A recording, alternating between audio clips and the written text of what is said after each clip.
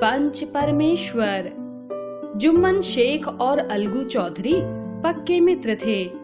दोनों की खेती और लेन देन में भी साझी थी। जुम्मन जब हज करने गए तो अपना घर और कारोबार अलगू के हवाले कर गए थे। अलगू जब कहीं बाहर जाते तो अपना घर जुम्मन पर छोड़ जाते। ना तो उनके बीच धर्म का नाता था, ना ही खान पान का, केवल उनके विचार मिलते थे। यही उनकी मित्रता का आधार था। उनके बीच दोस्ती बचपन से ही थी। दोनों ने एक ही गुरु से शिक्षा पाई थी। यह बात अलग है कि चौधरी के भाग्य में विद्या न आ सकी, जबकि अपनी विद्या के बल पर जुम्मन शेख आसपास के 10-20 गांव में सबके आदर के पात्र बन गए थे। कोर्ट कचहरी में उनकी बात सुनी जाती थी। इलाके का डाकिया, कांस्टेबल और तहसील का चपरासी भी उनकी कृपा चाहते थे। अलगू का मान उनके धन के कारण था, तो जुम्मन अपनी विद्या के बल पर सम्मान पाते थे। जुम्मन शेख की एक बूढ़ी मौसी थी। उसके पास थोड़ी सी जमीन थी, परंतु उसके निकट संबंधियों में कोई न था। जुम्मन ने लंबे चौड़े वादे करके वह जमीन अपने नाम लिखवा ली थी। जब तक रजिस्ट्री ना हुई तब तक मौसी जी का खूब आदर सत्कार किया गया, लेकिन रजिस्ट्री की मोहर लगने के बाद वह बुढ़िया बेचारी ढंग की दाल रोटी के लिए भी तरस गई। जुम्मन की पत्नी उसे रोटी तो देती, पर साथ ही कड़वी बातें भी सुना देती। बूढ़ी मौसी ने कुछ दिन तक सुना और सहन किया, लेकिन जब ना सहा गया तो उसने जुम्मन से शिकायत की। जुम्मन ने अपनी पत्नी के काम में दखल देना उचित नहीं समझा। कुछ समय और बीत गया, लेकिन जब जुम्मन की पत्नी के तौर तरीके में कोई अंतर ना आया तो मौसी ने जुम्मन से कहा, बेटा, तुम्हारे साथ मेरा रहना नहीं हो पाएगा। तुम मुझे रुपए दे दिया करो, मैं अपना अलग पका खा लूंगी। जुम्मन ने निरादर के भाव से कहा, रुपये क्या यहाँ फलते हैं? मौसी ने नम्रता से कहा, मुझे कुछ रूखा सूखा चाहिए भी कि नहीं? जुम्मन ने गंभीर स्वर से जवाब दिया, तो कोई यह थोड़े ही समझा था कि तुम मौत से लड़कर आई हो। जुम्मन की बात से मौसी के दिल पर जैसे चोट पड़ी। नाराज होकर उसने पंचायत करने की धमकी दी। जुम्मन ने उसकी बात को हंसी में उड़ा दिया। जुम्मन को इस बात में कोई संदेह न था कि पंचायत में जीत उसी की होगी। आसपास के गांव में ऐसा कौन था जो जुम्मन के अनुग्रहों का ऋणी न हो? ऐसा कौन था जो उसे अपना शत्रु बनाने का साहस कर सकता हो? उसके बाद बूढ़ी मौसी हाथ में लकड़ी लिए आसपास के गांव में दौड़ती रही। उसके लिए चल पाना भी मुश्किल था, मगर बात आ पड़ी तो उसका फैसला करना जरूरी था। लोगों ने उसकी बात सुनी। किसी ने झूठी तसल्ली दी तो किसी ने इस अन्याय पर जमाने को गालियां दी, पर जुम्मन से टकराने का साहस किसी ने नहीं दिखाया। चारों ओर घूमकर वह अलगू के पास भी पहुंची और उसे भी अपनी पंचायत में आने के लिए कहा। अलगू ने कहा, मौसी, मैं आ तो जाऊंगा, पर पंचायत में अपना मुंह नहीं खोलूंगा। मौसी ने पूछा, क्यों बेटा? अलगू ने कहा, जुम्मन मेरा मित्र है, मैं उसे नाराज नहीं कर सकता। मौसी, बेटा, क्या नाराजगी के डर से न्याय की बात नहीं कहोगे? अलगू मौसी की इस बात पर कोई उत्तर न दे सका, लेकिन मौसी के ये शब्द उसके हृदय में गूंजने लगे थे। क्या नाराजगी के डर से न्याय की बात नहीं कहोगे? संध्या के समय पेड़ के नीचे पंचायत बैठी। जुम्मन शेख ने लोगों की खातिरदारी का अच्छा इंतजाम किया था। पंच लोग बैठ गए तो बूढ़ी खाला ने विनती की, पंचों, आज 3 साल हो गए। मैंने अपनी सारी जायदाद अपने भांजे जुम्मन के नाम लिख दी थी। जुम्मन ने सारी उम्र मुझे रोटी कपड़ा देते रहने का वादा किया था। अब मुझे ना रोटी मिलती है और ना ही कपड़ा। मैं अपना दुख किसे सुनाऊं? पंचायत जो भी राह निकालेगी मैं उसी पर चलूंगी। पंचों का हुक्म सिर माथे चढ़ाऊंगी। रामधन जुम्मन से मन ही मन वैर रखते थे। उन्होंने जुम्मन को कहा कि वह अपना पंच चुन ले। जुम्मन ने देखा कि पंचायत में अधिकतर लोग वे आए हैं जो किसी न किसी कारण से उससे नाराज हैं। जुम्मन ने कहा, पंच का हुक्म अल्लाह का हुक्म है। खाला जान, मौसी जी, जिसे चाहे पंच चुन लें, मुझे कोई ऐतराज नहीं होगा। मौसी ने उससे पंच चुनने का आग्रह किया तो जुम्मन ने चिढ़कर कहा, अब मेरा मुंह ना खुलवाओ, तुम्हारी बन पड़ी है, जिसे चाहे पंच चुन लो।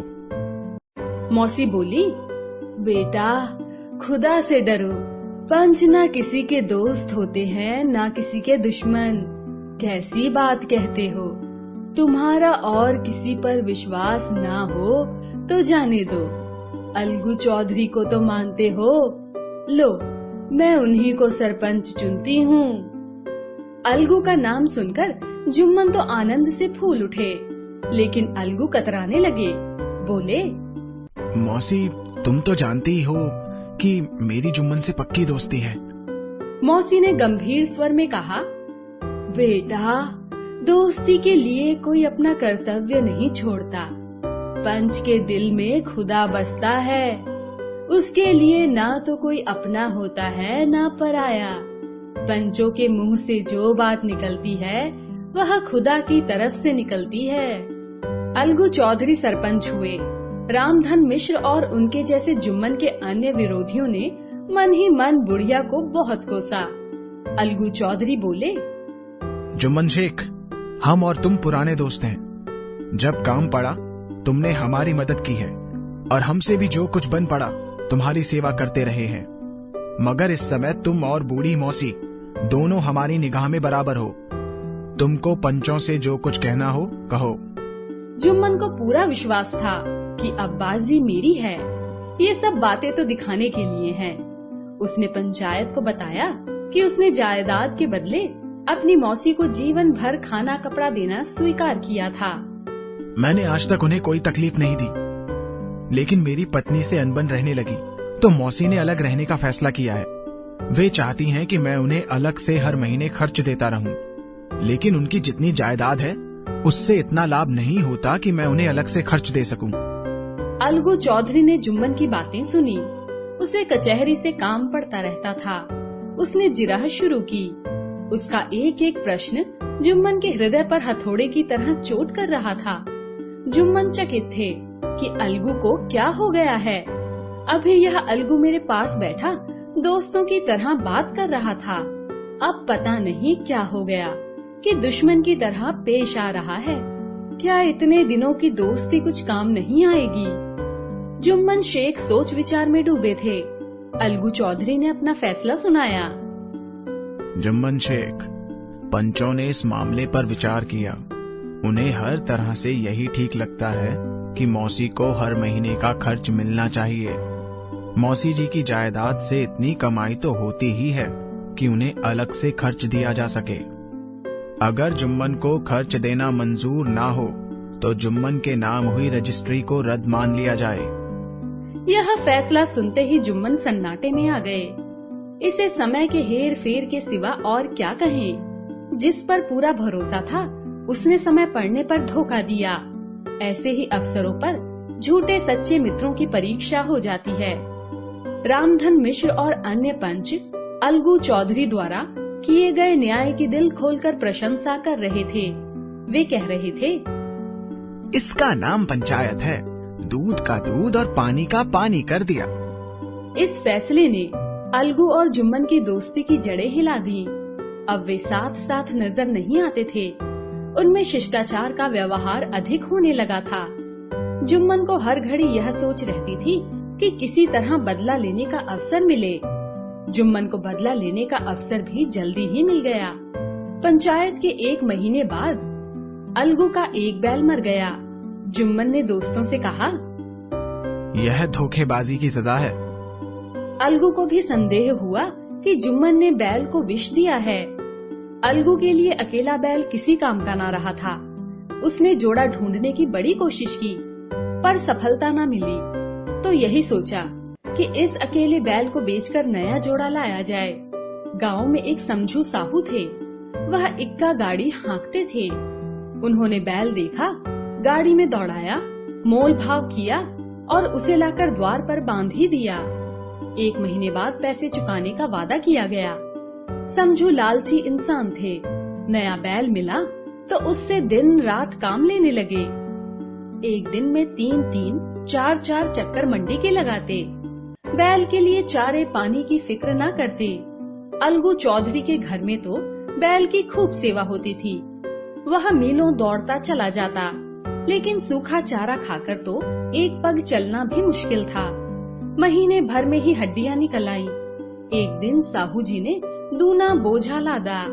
बैल बेचारा दिन भर का थका था, उसके पैर न उठते थे। सांझ ढल रही थी। साहू जी घर पहुंचने की जल्दी में उस पर कोड़े बरसाने लगे। बैल ने अपना दम लगाया, थोड़ी दूर तक भागा, पर फिर शक्ति ने जवाब दे दिया।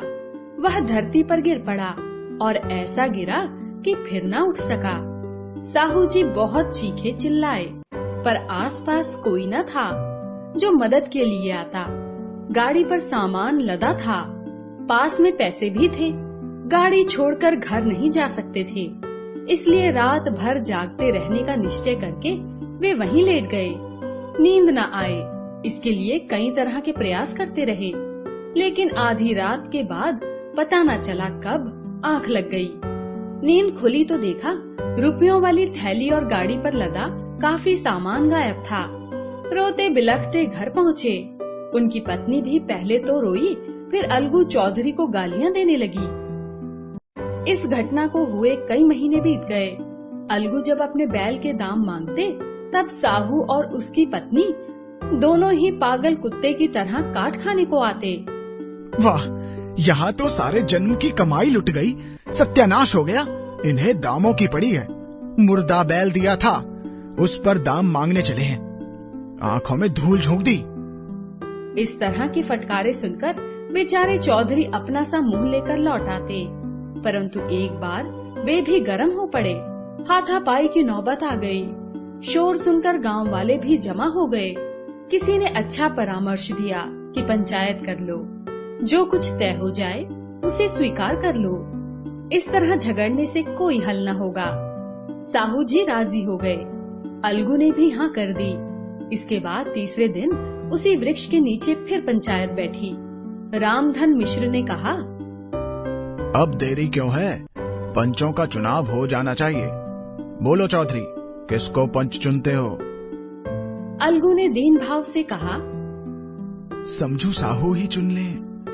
समझू साहू खड़े हुए और कड़क कर बोले, मेरी ओर से जुम्मन शेख। जुम्मन का नाम सुनते ही अलगू चौधरी का कलेजा धक धक करने लगा। उनकी हालत ऐसी हो गई मानो किसी ने थप्पड़ मार दिया हो। रामधन अलगू के मित्र थे। वे स्थिति को समझ गए। उन्होंने पूछा, क्यों चौधरी, तुम्हें कोई ऐतराज तो नहीं? चौधरी ने निराश होकर कहा, नहीं, मुझे क्या ऐतराज होगा। जिम्मेवारी का एहसास मनुष्य के व्यवहार को सुधार देता है। माता पिता अपने युवा पुत्र की लापरवाही और शरारतों को लेकर चिंतित रहते हैं। उसे मूर्ख और आवारा समझते हैं, लेकिन घर परिवार का बोझ सिर पर पड़ते ही वही गैर जिम्मेदार और उन्मुक्त युवक कितना धैर्यशील, कैसा शांत चित्त हो जाता है।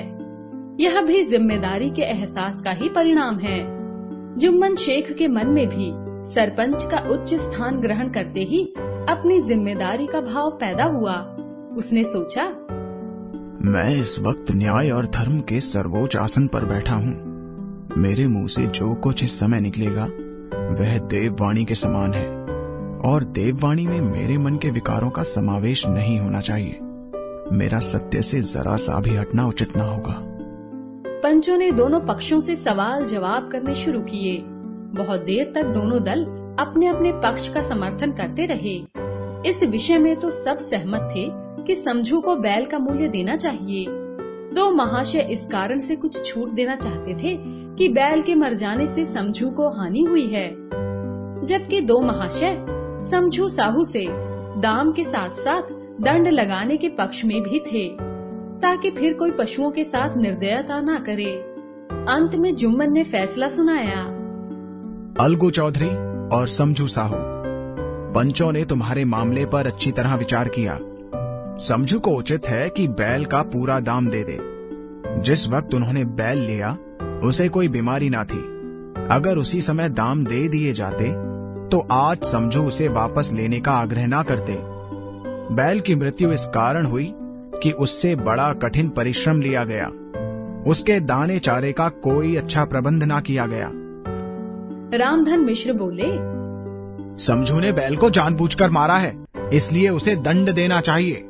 जुम्मन बोले, यह दूसरा सवाल है, हमको इससे कोई मतलब नहीं। झगड़ू साहू ने कहा, समझू के साथ कुछ रियायत होनी चाहिए। जुम्मन बोले, यह अलगू चौधरी की इच्छा पर निर्भर है, वह रियायत करे तो उनकी शराफत है। अलगू चौधरी फूले न समाये, उठ खड़े हुए और जोर से बोले, पंच परमेश्वर की जय। पंचायत में उपस्थित हर व्यक्ति जुम्मन की नीति की सराहना कर रहा था। इसे कहते हैं न्याय। यह मनुष्य का काम नहीं, पंच के मन में परमेश्वर वास करते हैं। यह उन्हीं की महिमा है। पंच के सामने खोटे को कौन खड़ा कर सकता है। थोड़ी देर बाद जुम्मन अलगू के पास आए और उसके गले लिपटकर बोले, भैया, जब से तुमने मेरी पंचायत की तब से मैं तुम्हारा शत्रु बन गया था, पर आज मुझे पता चला कि पंच के पद पर बैठकर न कोई किसी का दोस्त होता है न शत्रु। न्याय के सिवा और कुछ नहीं सूझता। आज मुझे विश्वास हो गया कि पंच की जबान से खुदा बोलता है। अलगू रोने लगा। इस पानी से दोनों के दिलों का मैल धुल गया। उनकी मित्रता की मुरझाई हुई बेल फिर से हरी हो गई।